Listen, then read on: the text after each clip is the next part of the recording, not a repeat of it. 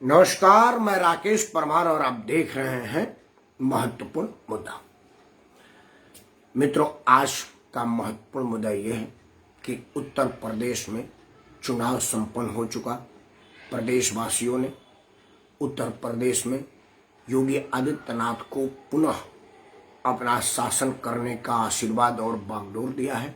योगी आदित्यनाथ अपने full flash और पूरी शक्ति से अपने पिछले कार्यकाल के तहत ही अपना बुलडोजर अपराधियों के सामने खड़ा करके काम का शुभारंभ कर दिया है।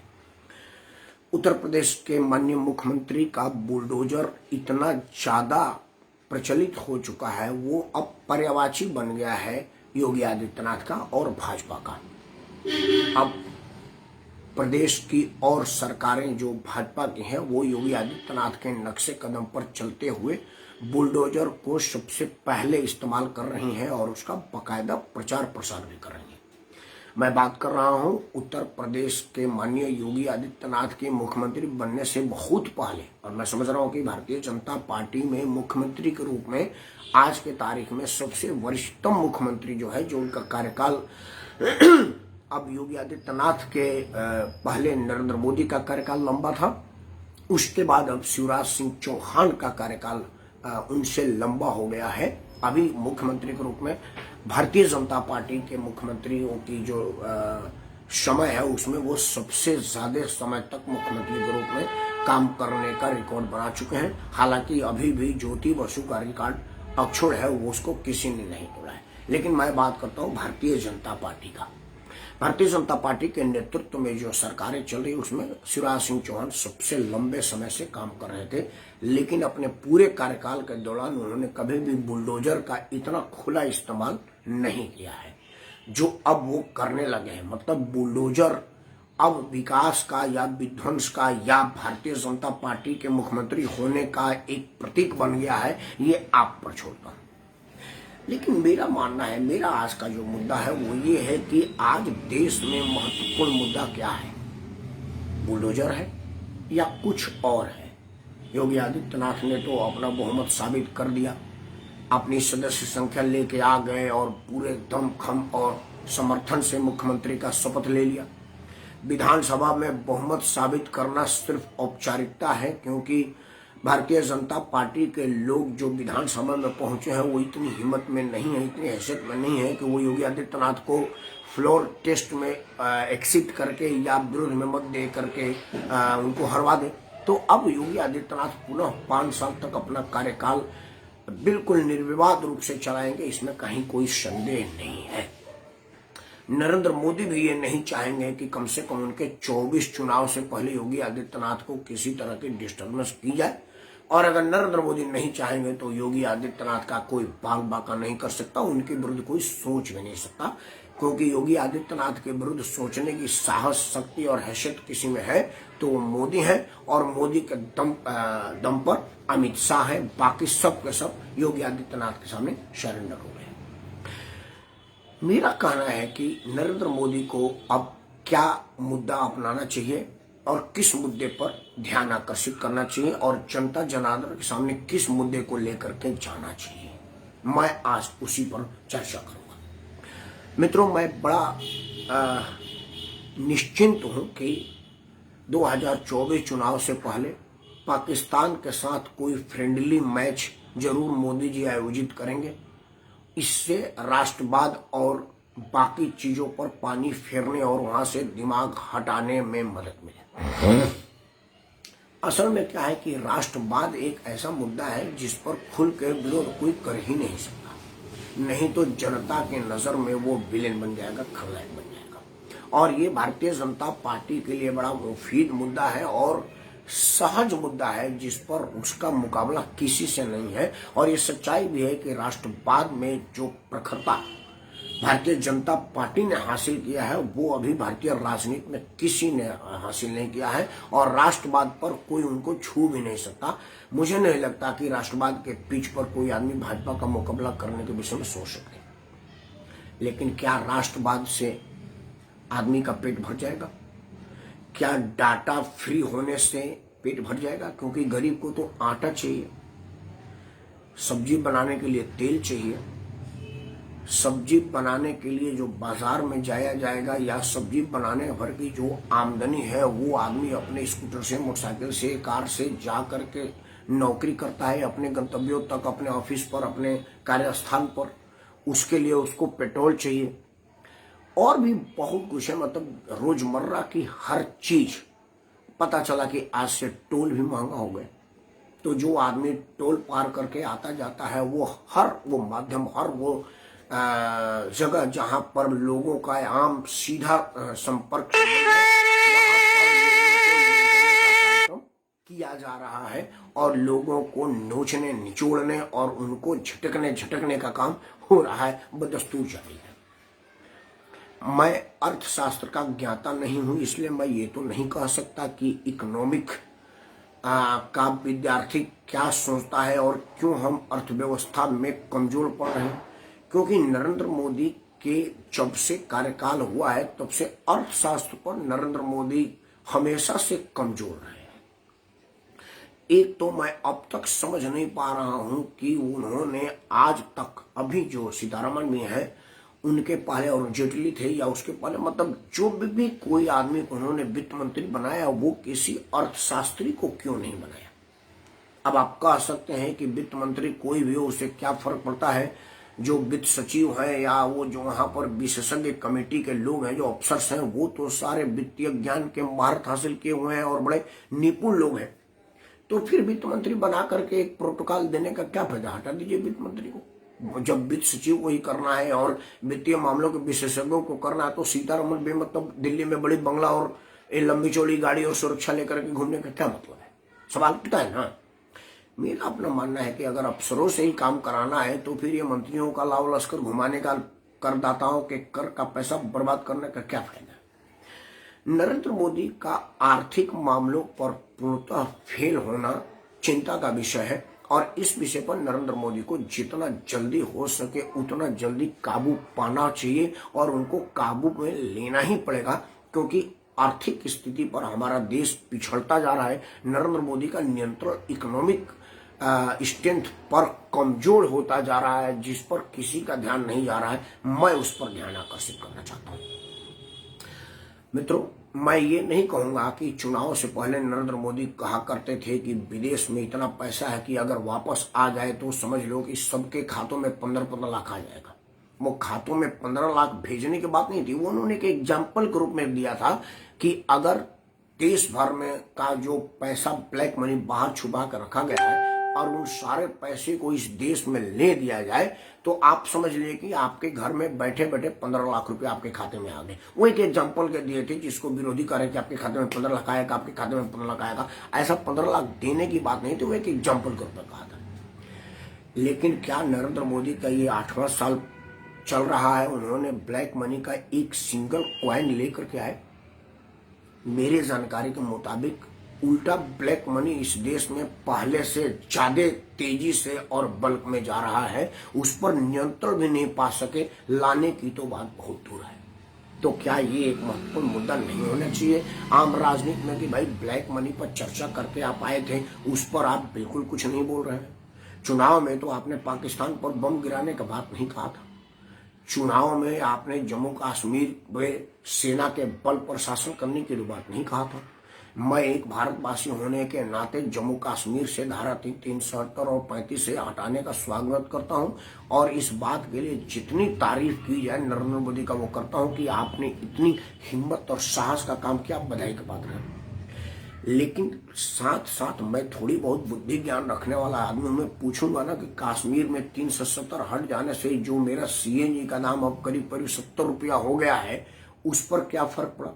पेट्रोल जो शतक लगा चुका है उस पर क्या फर्क पड़ा? डीजल जो अभी शतक वीर बनने का प्रयासरत है, अभी तुरंत शतक के नजदीक पहुंचेगा, उससे क्या फर्क पड़ रहा है? आटा और सरसों तेल, जिसको हमारे भोजपुर में कड़वा तेल बोलते हैं, तो कड़वा तेल में कड़वाहट इतना ज्यादा हो गया है कि आम आदमी उसको खरीद ही नहीं पा रहा है। ये बात आपके पक्ष में जाती है कि कोरोना काल में बेशक महंगाई चरमों पर हो, लेकिन आपने गरीब लोगों को मुफ्त में राशन दे करके उनको कुछ सहारा दिया था। लेकिन मुफ्त में राशन दे करके एक तरफ आप उनको विकलांग बनाने का प्रयास नहीं कर रहे हैं। भाई मुफ्तखोरी का आदत डाल देंगे तो वो मुफ्तखोरी के चक्कर में लोग कमाई नहीं करेंगे, और कमाई नहीं करेंगे तो अर्थव्यवस्था मजबूत नहीं होगी, क्योंकि अर्थव्यवस्था मांग और आपूर्ति पर है। अगर मांग मुफ्त में पूरी हो जाएगी तो आपूर्ति कहाँ से होगा और कैसे होगा? फिर लोग श्रम करना भूल जाएंगे, क्योंकि वोट बैंक के चक्कर में आप उनको मुफ्त में राशन दे रहे हैं। आप ही के शब्दों में कि मैं 80-85 करोड़ लोगों को मुफ्त में दे रहा हूं, जिस देश की पूरी आबादी 130 करोड़ के करीब है, उसमें अगर 80-85 करोड़ लोगों को मुफ्त में मिल रहा है तो वो राष्ट्र विकास कहां से कर पाएगा और क्यों मेहनत करेगा भाई, जब उसको सरकारें मुफ्त में दे रही है।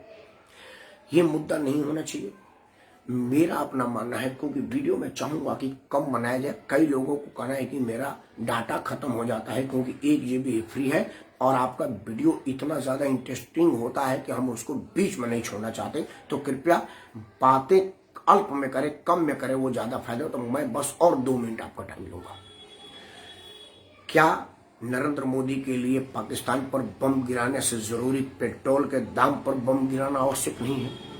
पाकिस्तान के सीमा में घुस करके सर्जिकल स्ट्राइक करना ज्यादा जरूरी है कि ये जो महंगाई पर सर्जिकल स्ट्राइक करना ज्यादा जरूरी है? मेरे हिसाब से तो महंगाई पर सर्जिकल स्ट्राइक करना ज्यादा जरूरी है, क्योंकि वो आम भारतवासी को फर्क डालेगा। मुझे जैसा देखिए पिंग है, भारतीय पाकिस्तान को आंख दिखाने की हैसियत में नहीं छोड़नी चाहिए। मैं इस बात को मानता हूँ, मैं चाहता हूँ, मैं मांग करता हूँ कि पाकिस्तान की इतनी हिम्मत ना हो कि वो हमारे विरुद्ध खड़ा होने की सोच सके। लेकिन मैं समझता हूं कि उससे पहले मैं तो खड़ा हूं, और मैं खड़ा तभी हो पाऊंगा जब मैं अपने श्रम से पैदा किए हुए अन्न और पैसे से भोजन कर सकूं। महंगाई इतनी हो गई है कि सारी जो रोजमर्रा की चीजें हैं वो आउट ऑफ रीच होती जा रही हैं। तो नरेंद्र मोदी को इस विषय पर जरूर अपना ध्यान आकर्षित करना पड़ेगा। और मैं समझ रहा हूं कि अगर नरेंद्र मोदी ईमानदारी से किसी भी विषय पर सोच ले और किसी भी मुद्दे पर ठान लें तो वो फिर बैक नहीं मारते। हमने कई मुद्दों पर देखा था, लोगों ने कहा कि अयोध्या में मंदिर बना करके तो देखो। नरेंद्र मोदी ने बाकायदा सुप्रीम कोर्ट के सुप्रीम निर्णय से मार्ग प्रशस्त किया, और योगी आदित्यनाथ की प्रशासनिक क्षमता और गुंडों में उनका खौफ ने एक भी कोई दंगा होने के लिए मौका नहीं दिया, और ना ही कोई आदमी दंगा करने की साहस कर सका, क्योंकि उसको पता था कि अगर दंगा करेंगे तो जो नुकसान होगा योगी आदित्यनाथ हम ही से वसूलेंगे और साथ में तुड़ाई करेंगे वो अलग से। तो ये बात बिल्कुल जरूरी है। 370 हटाने के लिए सारी राजनीति एक तरफ का रहती कि 370 हटाना छोड़ो, छू के देखो, कतलाम बच जाएगा। जो लोग छू के कर रहे थे वो अब खुद छूने के युग नहीं रह गए, दुनिया उनको अछूत घोषित कर चुकी है। जो आतंकी भारत के प्रधानमंत्री से 5 स्टार में मिला करते थे और आने जाते को प्रधानमंत्री की तरफ से रूट खाली करके वो जाते थे शान से, आज वो गिड़गिड़ा रहे हैं और जेलों में बंद है। शक्ल देखने पर ऐसा लग रहा है कि ये कोई सूखा हुआ खजूर खड़ा है। ये अब पहले जो मुस्कुराता हुआ खड़ा होता था, जो भारत सरकार को डिक्टेट करता था, वो रहम की भीख मांग रहा है, वो सब ठीक है। लेकिन मेरे लिए इन सबसे ज्यादा जरूरी ये है कि मेरा जो महंगाई है उस पर नियंत्रण हो, और इस विषय पर जरूर माननीय प्रधानमंत्री जी को सोचना चाहिए। अंत में मैं स्वर्ण समाज से आता हूं, क्षत्रिय वर्ग में हूं, क्षत्रिय ब्राह्मण भूमिहार बनिया लाला, ये जो हमारा स्वर्ण समाज के लोग हैं, इनके हितों पर कुठारघात जो नरेंद्र मोदी अपने बहुमत के आधार पर कर रहे हैं और दलित मसीहा बनने की जो भूत सवार हुई है वो उनको राजनीतिक नुकसान पहुंचाएगी। योगी आदित्यनाथ को नोटा ने परेशान नहीं किया, क्योंकि योगी आदित्यनाथ के वर्चस्व पूरे प्रदेशवासी के 25 करोड़ लोगों पर थी। वो अलग बात है कि कुछ लोगों ने अखिलेश को वोट दिया, कुछ लोगों ने अखिलेश के विरुद्ध में योगी जी को वोट दिया, लेकिन बाकी जगह पर जो मध्य प्रदेश के चुनाव पिछले बार आप हार गए थे, अभी तो खैर जोड़ तोड़ के आए हैं, उसमें अगर आप नोटा का नंबर देख लें उससे बहुत कम मार्जिन से आप हारे हैं। अगर वो नोटा का वोट मतलब वो लोग कांग्रेस को वोट नहीं देना चाहते थे और आपको वोट देना नहीं चाहे, अगर वो नोटा वाला वोट मतलब सारा वोट भारतीय जनता पार्टी का है, जितनी नोटा की सदस्य संख्या थी उतने से कम में आप चुनाव जीत जाते। इस विषय पर आपको विचार करना पड़ेगा। स्वर्ण समाज के हितों पर कुठारघात आपको कितना नुकसान कर रहा है आप समझ नहीं पा रहे हैं। आप नहीं समझेंगे तो 2024 मुश्किल हो जाएगा, क्योंकि ये स्वर्ण समाज के लोग हैं, इनके आह पर चोट लगेगी तो ये आपको राजनीतिक रूप से चोट दे देंगे। इस बात को मानिए, इन्होंने आज तक किसी को नहीं माना। हमारा चाणक्य राजा का नहीं माना, हमारे वीर कुंवर सिंह अंग्रेजों का नहीं माने, तो आप किस खेती में लिए? तीसरा और सबसे महत्वपूर्ण यह है कि इस देश में वोट बैंक को ध्यान में रखते हुए कई बार राष्ट्रवाद को भी दांव पर लगाने की जो प्रवृत्ति नरेंद्र मोदी में है, कई जगह वो ढूल मूल नीति अपना लेते हैं अपने फेस सेविंग के लिए, चेहरा चमकाने के लिए। वो नरेंद्र मोदी के लिए नुकसान साबित होगा। जैसे पश्चिम बंगाल में सारा एडमिनिस्ट्रेशन फ्लॉप हो गया है, सारी चीजें एकदम खत्म सी हो गई हैं, लेकिन फिर भी नरेंद्र मोदी पश्चिम बंगाल में आंख बंद किए हुए हैं, क्योंकि उनको लग रहा है कि अगर मैं पश्चिम बंगाल को छेड़ दूंगा तो राजनीतिक रूप से मुझे नुकसान हो जाएगा। फिर आप राष्ट्रवाद की आलाप झूठे लगाते हैं, मतलब आप वोट बैंक के लालची हैं, वोट बैंक के भूखे हैं, आपको वोट बैंक चाहिए, राष्ट्रवाद जाए भाड़ में। तो इन सब चीजों पर नरेंद्र मोदी को विचार करना पड़ेगा। और मैं देशवासियों से अपील करता हूं कि आप सबसे पहले विचार करिए कि क्या नरेंद्र मोदी की नीति राष्ट्र भक्ति की नीति है, राष्ट्र की तरफ की नीति है, या वोट बैंक और वोट भक्ति की नीति है। अगर आप इन सब विषयों पर सोच लेंगे तो मैं समझ जाऊंगा कि आपको नरेंद्र मोदी के पक्ष में वोट देना है या विपक्ष में वोट देना है। मुझ जैसा आदमी जो स्पष्ट निर्णय लेने की क्षमता से नरेंद्र मोदी का फॉलोअर है, फैन है, वो नहीं चाहेगा कि नरेंद्र मोदी अपदस्थ हो और नरेंद्र मोदी के जगह पर कुछ ऐसे लोग आए जो अब तक राष्ट्र को गर्त में पहुंचा रहे थे। लेकिन अगर नरेंद्र मोदी वोट बैंक के लालच में इसी तरह से कर रहे हैं तो आखिर कब तक बकरी की मां खैर मनाएगी? एक न एक दिन तो कुर्बानी पर आ ही जाएगी। इन्हीं शब्दों के साथ आज का वीडियो मैं बंद करने से पहले आपसे हाथ जोड़ कर प्रार्थना करता हूं कि आप सब लोग अगर लगता है कि नरेंद्र मोदी से संतुष्ट नहीं है तो कृपया नोटा का इस्तेमाल करिए, क्योंकि नोटा का सोटा मध्य प्रदेश में छोड़ दिया था, राजस्थान में छोड़ दिया था, महाराष्ट्र में छोड़ दिया था। नरेंद्र मोदी फिर भी नहीं समझे। उन्होंने समझा कि मेरे ये हवाई बातों से और लफाजियों से लोग संतुष्ट हो जाएंगे, तो स्वर्ण समाज होशियार हो गया है। इस बात पर नरेंद्र मोदी को विचार करना चाहिए। मेरा आज का मुद्दा है महंगाई मेरे लिए ज्यादा जरूरी है पाकिस्तान पर बम गिराने से ज्यादा, पाकिस्तान पर सर्जिकल स्ट्राइक से ज्यादा जरूरी महंगाई पर सर्जिकल स्ट्राइक है, और स्वर्ण समाज के हितों पर कुठारघात उससे भी ज्यादा जरूरी है। अगर आप संतुष्ट हैं तो कृपया इस चैनल को सब्सक्राइब करें, इस वीडियो को लाइक करें और अपने सभी समूह में शेयर करें, क्योंकि यहाँ पर उन्हीं मुद्दों पर विश्लेषण होता है जिस पर कहीं और नहीं होता या नहीं करने नहीं आता। मैं राकेश परमार आपका कुशलक्षेम चाहता हूँ और चाहता हूँ कि आपको आपके मतलब की सरकार मिले और वो आपके मतलब का मुद्दा तलाशे और किसी मुद्दों पर ना जाए।